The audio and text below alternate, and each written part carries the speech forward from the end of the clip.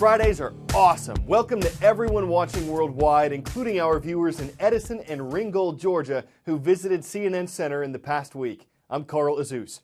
First up, a brain drain. It's when trained professionals or scientists or professors leave a country in search of better opportunities elsewhere. China's People's Daily newspaper said last year that China has the world's worst brain drain.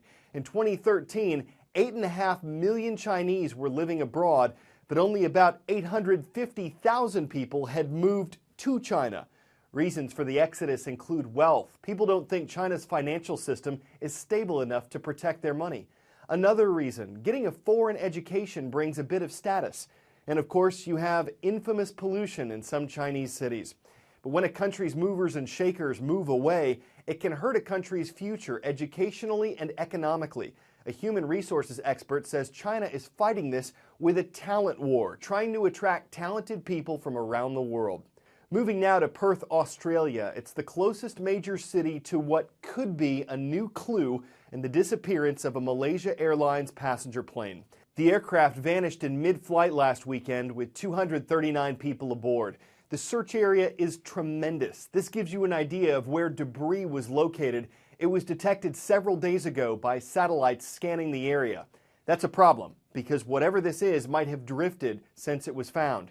And while it could be debris from the missing plane, it could also be another false lead, something that fell overboard from a ship, for example. The southern Indian Ocean, where two objects were detected, is one of the most remote places in the world, and everything from waves to weather is hampering the search. Time for the shout-out.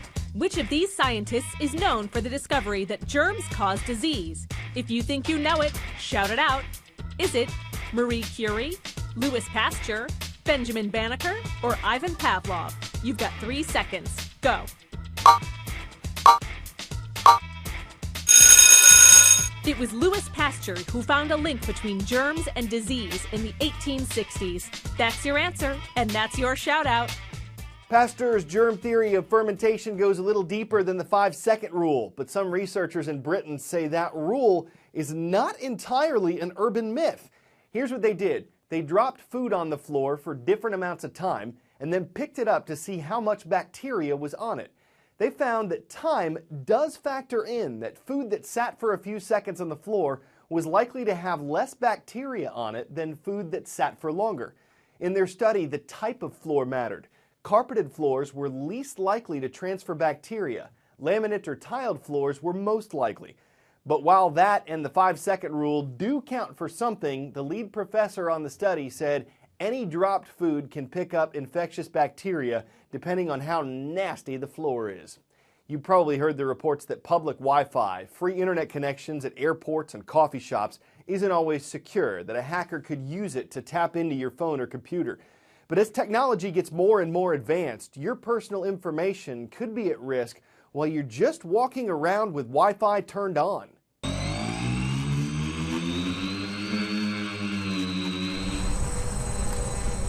So you can see 3 devices or 3 mobile phones down below, and we're collecting data about at least those 3 people.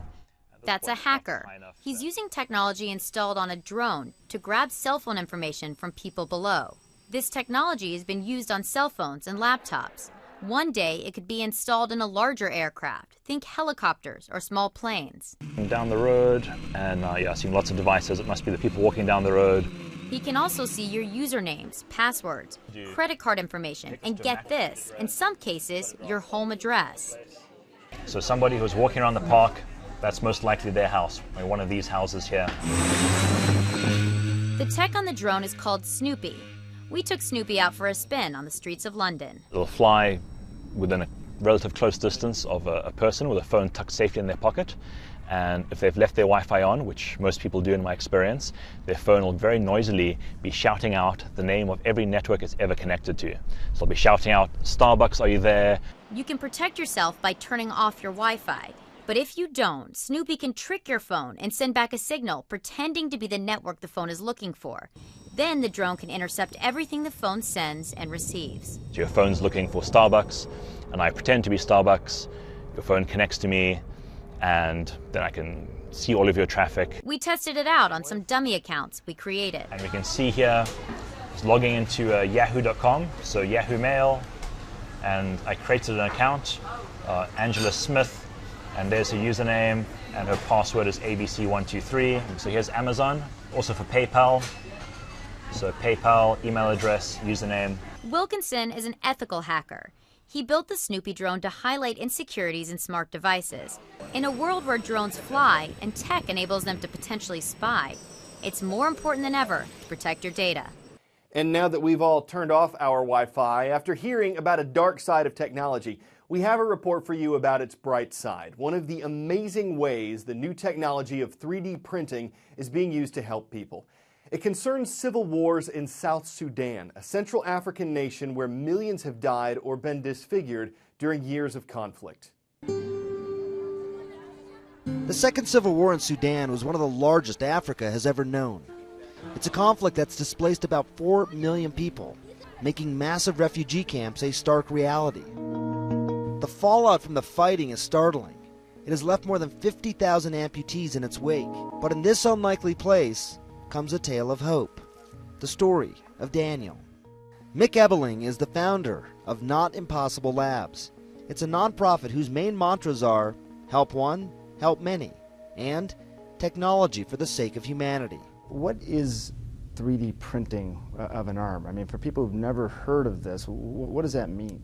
It's like a pastry chef writing happy birthday on a cake, squeezing, frosting out of the bottom of the tube, except for every time you write the H, you write on top of it again, and you write on top of it again, so that your H just starts to build from the ground up, and so you get a three-dimensional H. And that pastry tube is, on a 3D printer, is called an extruder, and the frosting is this hard kind of plastic spaghetti that gets spit through the extruder, heated up, and then spit out in whatever shape the program is going to do it at. What was it like when you first saw Daniel? Daniel was very recluse. He was turned away.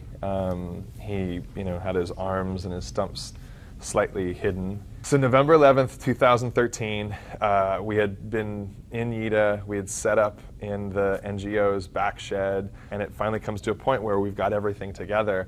And so Daniel came over and put it on, and I'm just testing kind of the ergonomics and how he was going to position to get his hand up to his mouth. And I was seeing him doing it, and it's actually happening. So we melted a little piece of orthoplastic on it and popped a tin spoon into the piece and fed himself for the first time. And it was one of the most amazing experiences I've had in my life. There's a crowd kind of gathered around watching it, and everybody was equally as blown away. Yes. Days after Daniel received his own arms, he began to print arms for other amputees. I think the brilliant thing about just the human mind is that the more you do something, the more you tweak it, and the more you see how you can change it.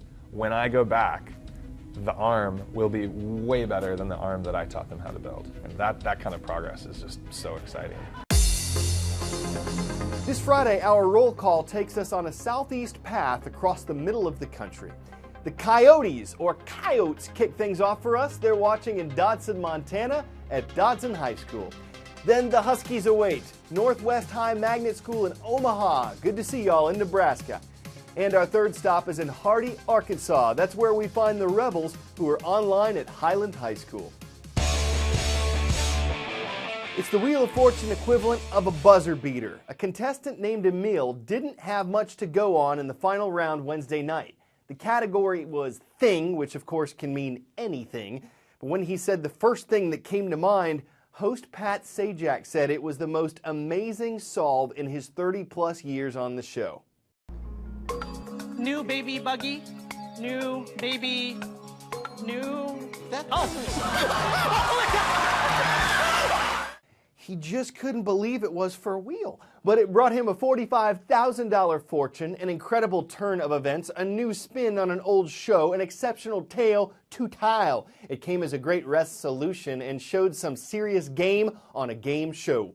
I'm Carl Azus, and we'll begin a new week on Monday. Have a really great weekend, everyone.